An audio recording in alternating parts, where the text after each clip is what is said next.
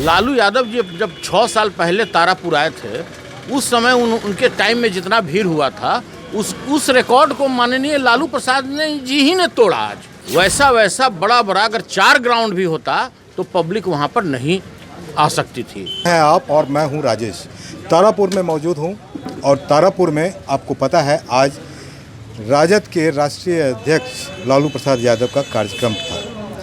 कार्यक्रम हुआ भी, काफ़ी भीड़, अपार जनसैलाब उमड़ा था, काफ़ी भीड़ थी, घंटों जाम की स्थिति, अब भी जाम की स्थिति तारापुर में बनी हुई है। अभी वहाँ से तारापुर क्षेत्र का ही असरगंज है और असरगंज में यहाँ पर हम बात कर रहे हैं राजद के वरिष्ठ नेता सुनील सिंह हमारे साथ मौजूद हैं, उनसे बात कर रहे हैं।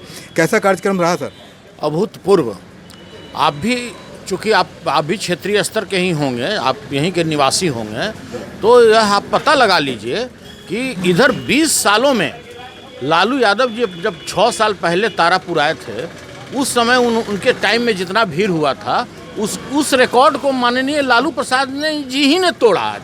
और आप ये समझ लीजिए कि उस ग्राउंड में वैसा बड़ा अगर 4 ग्राउंड भी होता तो पब्लिक वहाँ पर नहीं आ सकती थी। आप देखे होंगे बगल में स्कूल था, बगल में बड़े घर थे, छत पे सारी महिलाएं खड़ी थी, सारे लोग स्कूल के ऊपर खड़ा होकर देख रहे थे। सामने में रोड के उधर आप देखे होंगे बस के ऊपर में लोग बैठ करके इनका भाषण सुन रहे थे। पब्लिक के बीच में ऐसा उन्माद था, चूँकि लालू प्रसाद भाई कोई नाम नहीं है, विचारधारा है। और लालू प्रसाद जी को सुनने के लिए आप तारापुर विधानसभा बात छोड़ दीजिए, अगल बगल क्षेत्र के लोग भी इनको सुनने के लिए आए हुए थे। ये तो सर सभा की भीड़ की बात हुई।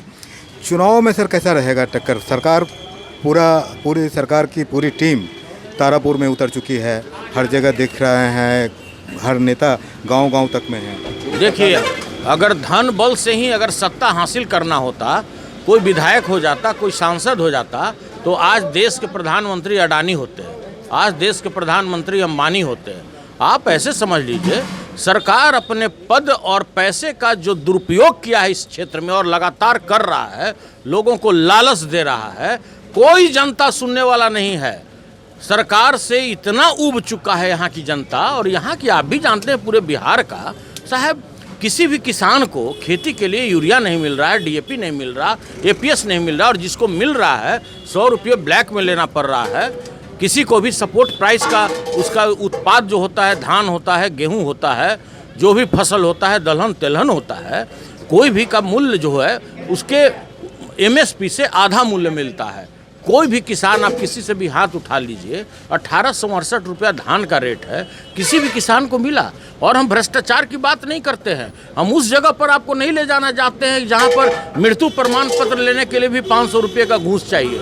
और देखिए, जिस तरह का भ्रष्टाचार के आकंठ में यह पूरा सरकार डूब चुकी है, सारी जनता यहाँ, सारा जात पात, जो हमारे प्रेजेंट मुखिया हैं, जो जात पात के करीब में बांटना चाहते हैं, जात के अंदर जात, उसके अंदर जात, और जिस तरह का वो विभाजन करना चाहते हैं, सारा इनका मेथड, सारा इनका समीकरण, जो भी इनका धन दौलत पद, सारा यहाँ पर फेल हो गया।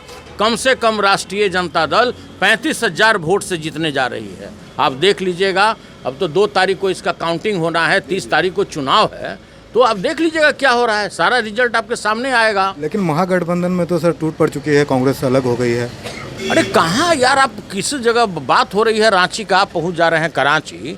आप भाई, वो भी तो उम्मीदवार हैं, वो भी तो अपने उम्मीदवार को खड़ा किए हुए हैं। अब तो देखिए ना क्या है, हम लोग तो अपने मिशन को लेके चलते हैं ना, हम लोग तो अपना मिशन है, मेरा अपना एजेंडा है।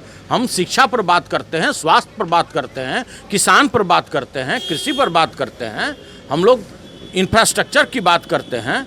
हम लोग वो हवाबाजी वाला काम नहीं करते हैं। जो सरकार फाइल पर और जो विज्ञापन में और टीवी पर आप देख रहे हैं, वही सरकार चल रही है ना। धरातल पर जाके पता लगाइए, आप तारापुर आए हैं ना, आप धरातल पर जाइए और देखिए कि क्या यहाँ भ्रष्टाचार है।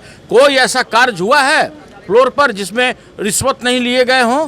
कोई भी ब्लॉक में ऐसा काम हो रहा है किसी व्यक्ति का जिसमें रिश्वत नहीं लिए जा रहे हों? और आप बोलते हैं कि जनता खुश है। भाई, कहीं भी आप जनता त्रस्त है, आप पता तो लगाइए। आप कितना हो गया गैस सिलेंडर का मूल्य? आप सैकड़ा शतक पार कर गए आप डीजल और पेट्रोल में। बगल में पेट्रोल पंप पे जाइए, पता लगा करके आइए। यही होता है क्या? आपका महंगाई पर कोई कंट्रोल नहीं है। हमारे लीडर ने तो हाल में ही बोला था कि भाई उस समय डाइन थी, अभी आपकी महबूबा हो गई। तो भाई ये समझने का ज़रूरत है, कहीं भी आपको लग रहा है क्या राष्ट्रीय जनता दल का लहर चल रहा है? और आज आपने देखा होगा माननीय लालू प्रसाद जी के आते ही पब्लिक जिस तरह से लोगों में उत्साह और उन्माद था, वो देखने लायक था। अगर नहीं होगा आपके पास रिकॉर्डिंग तो हमसे ले लीजिएगा, हम आपको रिकॉर्डिंग देंगे। और भाई ऐसा देखने को नहीं मिलता है, सदी सदी में कोई एक लालू यादव जन्म लेता है, ये तो देखने की ज़रूरत है ना। आज तो लोगों ने देखा। कल लालू प्रसाद ने एक बयान दिया कि तेजस्वी ने तो उखाड़ दिया है करीब करीब, अब वो विसर्जन करने के लिए आए हैं।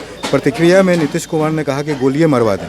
तो क्या ये कारण क्या है सर, क्या बोलने का उद्देश्य क्या है? मुख्यमंत्री जी को इस तरह की बात बोलने के पहले, इस तरह का गैर जिम्मेदाराना बयान देने के पूर्व ये समझना चाहिए था कि वो राज्य के मुख्यमंत्री हैं, वो राज्य के वो गृह मंत्री हैं।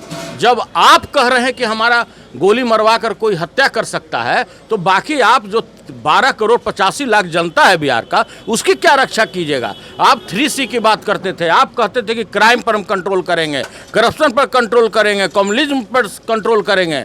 आप चौतरफा फिसड्डी साबित हो गए हैं। और हम लोग को शर्म से उस समय सर झुक जाता है कि किसी प्रदेश का मुख्यमंत्री अगर इस तरह से बचकाना बयान देता हो, तो भाई भगवान मालिक है उस प्रदेश का, हम कुछ नहीं कर सकते हैं। लालू जी, विसर्जन का मतलब क्या होता है?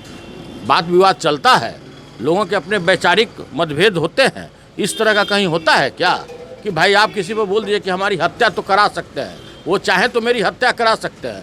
डूब मरना चाहिए ऐसे मुख्यमंत्री को, डूब मरना चाहिए ऐसे शासन प्रशासन को कि जहाँ का मुखिया ही प्रदेश का जो मुख्यमंत्री गृह मंत्री बोल रहा हो कि भाई हमारी चाहे तो वो हत्या करा सकते हैं, जबकि पूरे बिहार का पुलिसिया का आधा बजट उनके सुरक्षा में जाता है। पता लगाइएगा कि उनके सुरक्षा में 3 कवच होता है। किस तरह का लगता है कि प्रधानमंत्री से वो टक्कर ले रहे हैं। भारत के प्रधानमंत्री का जो सुरक्षा व्यवस्था है उससे अपना वो कंपेरिजन करते हैं, और उसके बाद भी इस तरह का बचकाना हरकत देना किसी भी रूप से शोभा नहीं है। और पूरे बिहार के जनता ने उनके इस बयान को ट्रोल किया है। आप जाइए सोशल मीडिया पर, ट्रोल हो रहा है उनका बयान। धन्यवाद। तो सुना आपने, ये थे राजद के वरिष्ठ नेता सुनील सिंह, बता रहे थे कि अपार बहुमत से राजद यहाँ से जीतने जा रही है।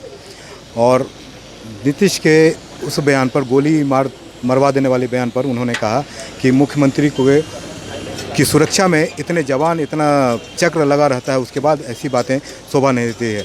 देखते रहिए लाइव सिटीज़। अगर अब तक आपने चैनल को सब्सक्राइब नहीं किया है तो सब्सक्राइब कर लें। फेसबुक पर अगर आप वीडियो को देख रहे हैं तो पेज को जरूर लाइक कर दें। धन्यवाद।